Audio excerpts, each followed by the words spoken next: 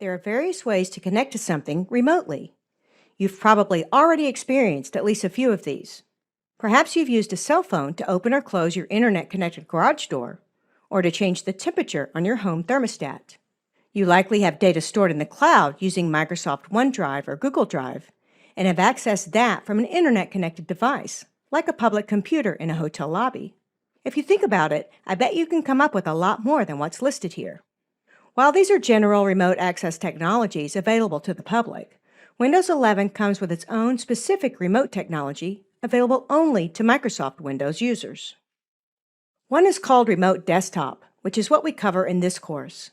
The other is Remote Assistance, which is often confused with Remote Desktop, which we will only cover briefly later in this video, so you know the difference. Remote Desktop lets you access a computer remotely and have it seem as though you're sitting in front of it.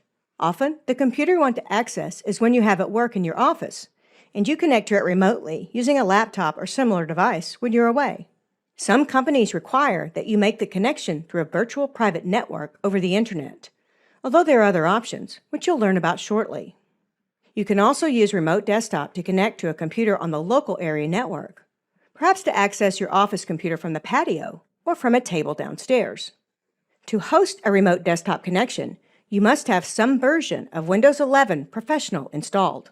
This computer has Windows 11 Pro installed and is thus compatible.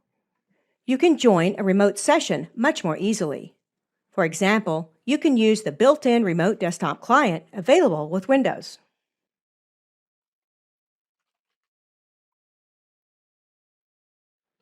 Here it is. You can also use Microsoft's Remote Desktop app available from the store, shown here. There are apps for cell phones, Android tablets, Macs, and all kinds of other devices. Later in this course, you'll learn where and how to get these.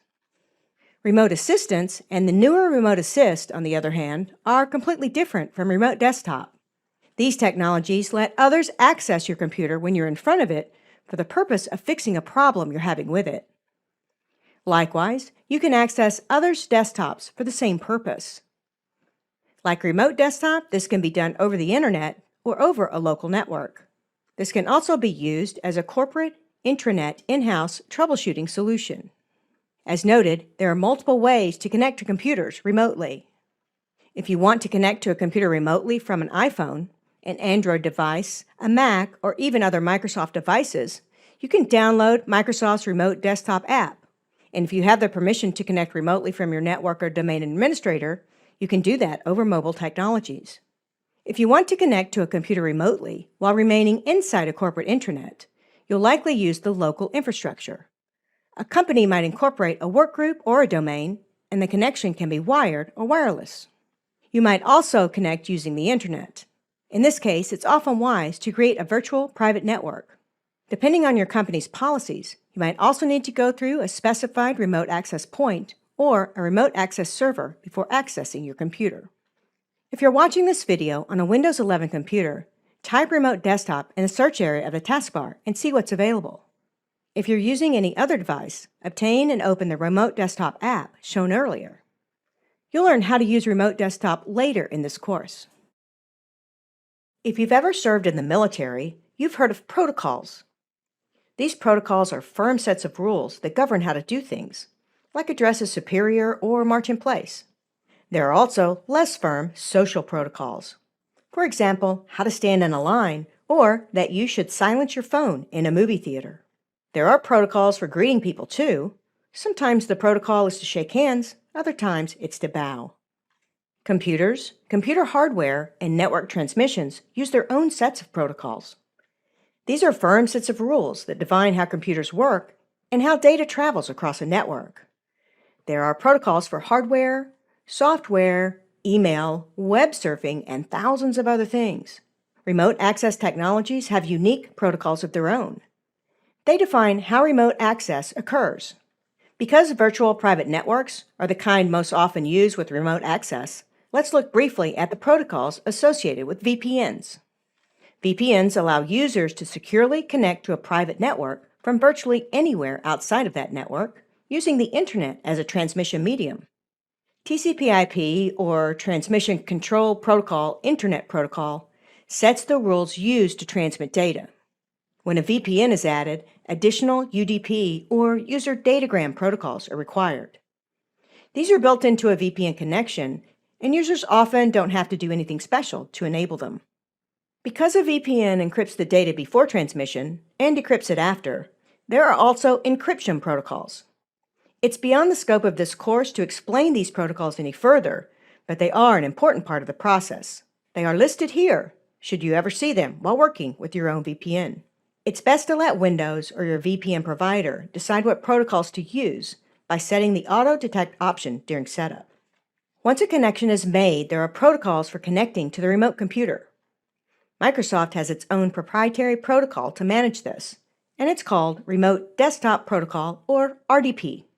RDP isn't enabled by default on Windows 11 computers. Having this protocol enabled all the time would make it easier for hackers to access your computer. So when you want to use Remote Desktop, you should manually allow it.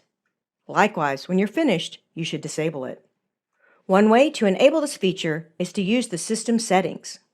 While you can enable Remote Desktop in the Settings window, you'll have more choices if you go through Control Panel. If you're following along, work through the steps with me. First, I'll open Control Panel. Now, I'll click System and Security. And from there, under System, I'll click Allow Remote Access. From the Remote tab, click Allow Remote Connections to this computer. You can see mine selected. Above this, you'll see the option to enable remote assistance. This is a different technology and doesn't need to be enabled for remote access to work. When you enable Remote Desktop, you're telling Windows 11 that you're going to let another computer have access to your computer.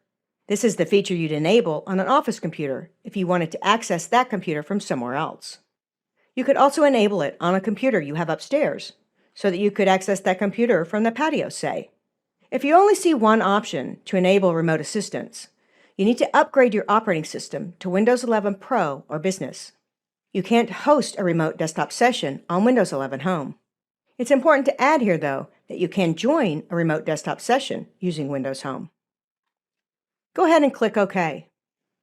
Now your computer is ready to host a remote desktop session. There are other options to explore, but for now, you've set up the most basic ones. Go ahead and close Control Panel before continuing.